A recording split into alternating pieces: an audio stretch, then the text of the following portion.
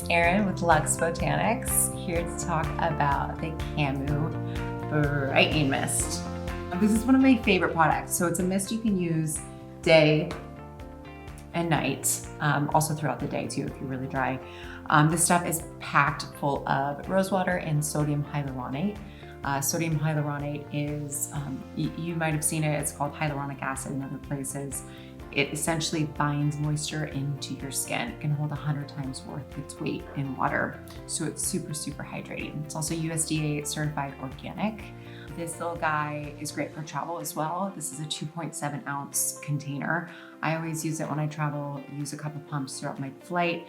So when I'm leaving the flight, my skin, it really does glow afterwards. Full of vitamin C. Vitamin C, Camu is a berry that is, it's the fruit with the highest content of vitamin C in nature. So it's 30 times more potent than acai berry and 100 times more potent than oranges, which is crazy. That's a lot of vitamin C. I use it sometimes during makeup application while I'm doing my foundation with a sponge.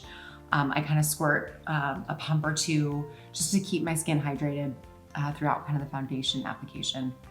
It should last you about 3 months if you use it a couple times a day. So nice little, lasts a while.